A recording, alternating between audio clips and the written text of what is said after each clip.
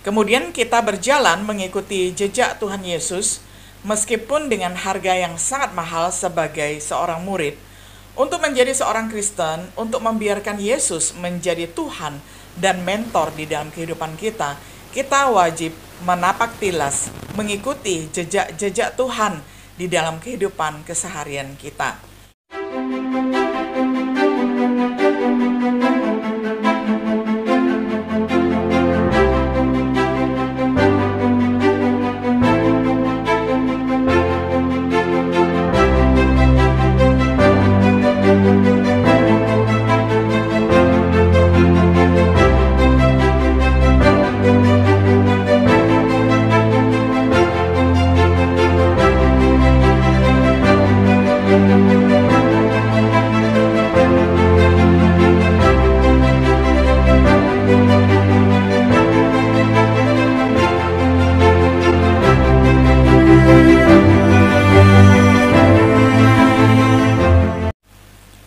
Shalom, sahabat Biblika yang dikasihi oleh Tuhan.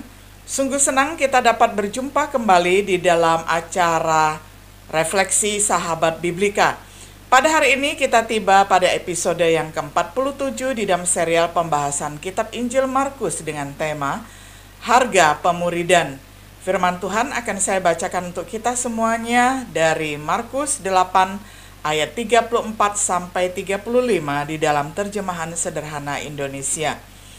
Sesudah itu Yesus memanggil orang banyak yang sedang mengikuti dia dan murid-muridnya, lalu dia berkata kepada mereka, "Setiap orang yang mau mengikuti aku, dia harus meninggalkan kepentingannya sendiri dan mengikuti aku terus dengan pikiran seperti ini.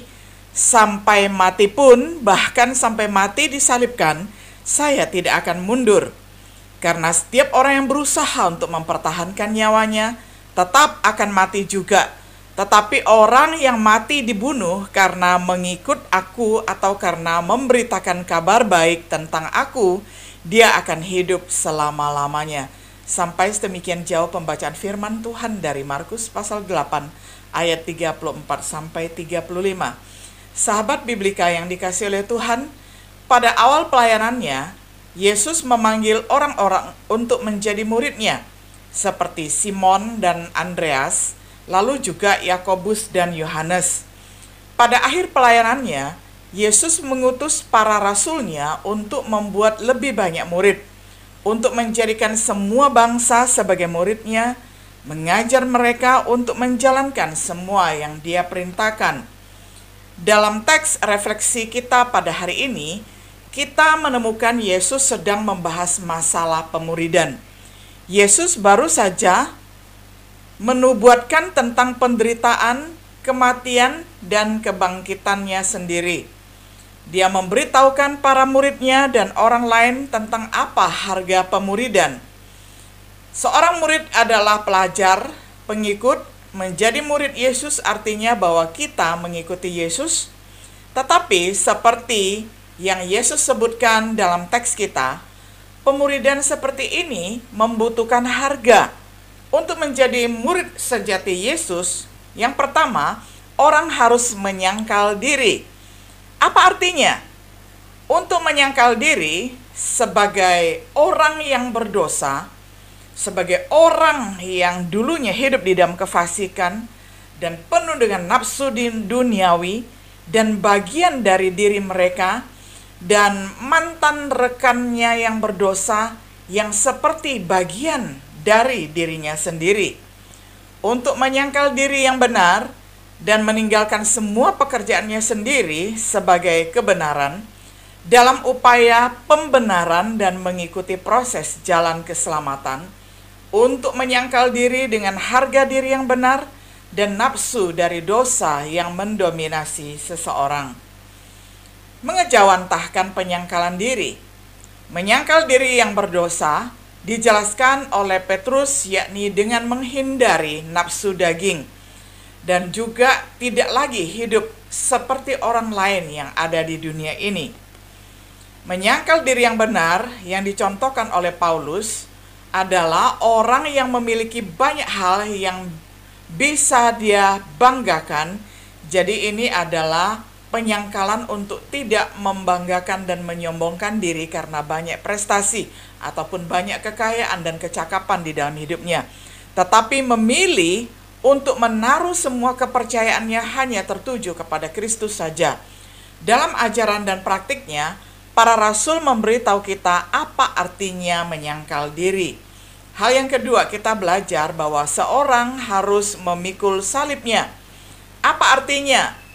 Memikul salib artinya adalah untuk secara sukarela dan tegas menerima rasa sakit, malu, dan penganiayaan yang akan menjadi catatan khusus bagi seseorang, bukan orang lain, karena kesetiaannya kepada Kristus. Untuk menerima dengan sukacita dan dengan kesabaran menanggung setiap penderitaan dan kejahatan, betapapun memalukan dan menyakitkan itu, yang memang begitu ditetapkan untuknya, dan dia dipanggil yang merupakan ciri khasnya salib, karena setiap orang Kristen memiliki salibnya sendiri. Kemana dia harus diam-diam menyerahkan dan membawa dengan seluruh penyangkalan diri kepada kehendak Tuhan, meneladani Tuhannya. Salib harus dilahirkan setiap hari, yang menunjukkan bahwa Yesus sedang berbicara secara metaforis. Kemudian dia berkata lagi kepada semua muridnya, setiap orang yang mau mengikuti aku, dia harus meninggalkan kepentingannya sendiri dan mengikuti aku setiap hari dengan pikiran seperti ini. Sampai mati pun, bahkan sampai mati disalibkan, saya tidak akan mundur. Lukas 9 ayat 23. Dengan senang hati menanggung kesulitan apapun yang mungkin diterima di dalam pelayanan kepada Kristus Yesus. Mengejawantahkan memikul salib atau manifestasinya dari memikul salib adalah di dalam kasus para murid, apa yang mereka semua alami itu adalah di dalam pengejawantahan ataupun pelaksanaan mewujudkan dari mereka memikul salib, bahkan sampai apa yang Paulus alami juga secara khusus di dalam pelayanan, misalnya menghadapi pedang, dirajam batu, mengalami kapal karam, kelaparan, ketelanjangan, dipenjara, dibelenggu, dan sebagainya. Serta semua rasul-rasul yang mati martir itu adalah dalam arti memikul salib yang sesungguh-sungguhnya. Kemudian di dalam kasus kita pada hari ini sebagai muridnya, ini dimungkinkan memikul salib di dalam hal ketika kita dicemooh, ketika kita dicaci maki, dibully, kita menerima kejahatan yang diucapkan oleh orang lain, mungkin itu berupa kata-kata yang tidak baik, fitnaan, merendahkan, dan sebagainya. Kemudian juga misalnya kita menerima celaan. Sementara itu sukacita karena seorang merasa terhormat menderita karena Kristus. Jadi kita yang sudah ada di dalam Kristus menjadi ciptaan baru. Ketika kita menerima semuanya itu, kita tidak akan lagi menanggungnya seorang diri, tetapi menanggungnya bersama dengan Tuhan. Karena Tuhanlah yang menjadi kekuatan kita, tempat sandaran kita, sehingga ketika kita lemah, kita dapat menjadi kuat di dalam Kristus. Kita dapat menanggung segala hal di dalam Kristus, termasuk ketika kita dicemooh, dibully, dan dicela. Dengan dasar kemauan untuk menyangkal diri dan memikul salib sendiri setiap hari, ini akan membuat kekristenan kita menjadi kekristenan yang solid. Yang ketiga, orang harus mengikuti Yesus. Artinya apa? Menjadi muridnya artinya berusaha menjadi seperti dia. Jadi pencapaian kita sebagai seorang murid adalah kita ingin menjadi serupa dengan moral Kristus, dengan kebaikan Kristus, dan kasih Kristus.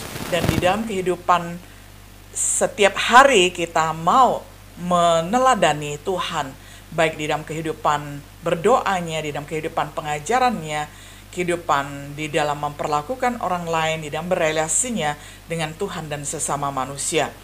Dan tentu saja menerima dia dan melakukan apa yang dia katakan, terutama apa yang sudah Tuhan firmankan, yang sudah tercatat di dalam Alkitab yang dapat kita baca setiap saat. Kemudian kita berjalan mengikuti jejak Tuhan Yesus, meskipun dengan harga yang sangat mahal sebagai seorang murid, Untuk menjadi seorang Kristen, untuk membiarkan Yesus menjadi Tuhan dan mentor di dalam kehidupan kita, kita wajib menapak tilas, mengikuti jejak-jejak Tuhan di dalam kehidupan keseharian kita. Mengejawantahkan mengikut Yesus dengan cara mematuhi Injilnya, yakni firman Tuhan. Lalu kita memperhatikan semua yang Dia dan para rasulnya perintahkan. Lalu kita bertumbuh di dalam kasih karunia dan pengetahuan tentang Kristus, mengenakan Yesus di dalam baptisan dan kemudian hidup bersama dengan Dia. Kesimpulan, harga pemuridan mungkin tampaknya sangat mahal ataupun tinggi sekali, dengan melibatkan seseorang harus menyangkal diri, seseorang harus memikul salibnya, seseorang harus mengikuti Yesus. Tapi, seperti yang Yesus jelaskan, hanya ada dua pilihan.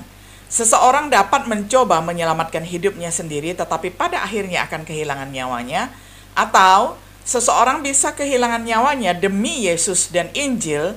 Janganlah takut terhadap penderitaan yang segera akan kalian alami, karena iblis akan memengaruhi orang-orang untuk memusuhi kalian, sehingga beberapa orang saudara-saudari dari antara kalian ditangkap dan dipenjarakan. Memang iblis melakukan itu untuk menguji kesetiaan kalian kepadaku, dan kalian akan mengalami penderitaan yang berat selama 10 hari. Teruslah setia, sekalipun kamu harus mati.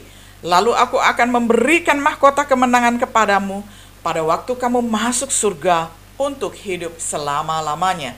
Wahyu 2 ayat 10.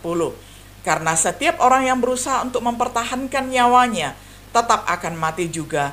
Tetapi orang yang mati dibunuh karena mengikut aku atau karena memberitakan kabar baik tentang aku, dia akan hidup selama-lamanya. Dalam pandangan kekekalan, hanya ada satu pilihan yang layak, yakni bertahan dengan biaya pemuridan yang tinggi atau yang mahal dan menerima berkat-berkat kehidupan yang kekal. Sahabat Biblika yang dikasihi oleh Tuhan, kita melihat bahwa memang harga menjadi seorang murid Yesus itu sangat tinggi dan sangat mahal, tetapi Tuhan juga akan mengembalikan kepada kita berkat-berkat kehidupan kekal yang tidak terukur, yang tidak setimpal dengan pengorbanan kita. Sungguh tidak ada setimpalnya. Semua itu hanya kasih karunia dan Tuhan akan memberikannya kepada kita secara berlimpah. Kiranya kita memperoleh hati yang bijaksana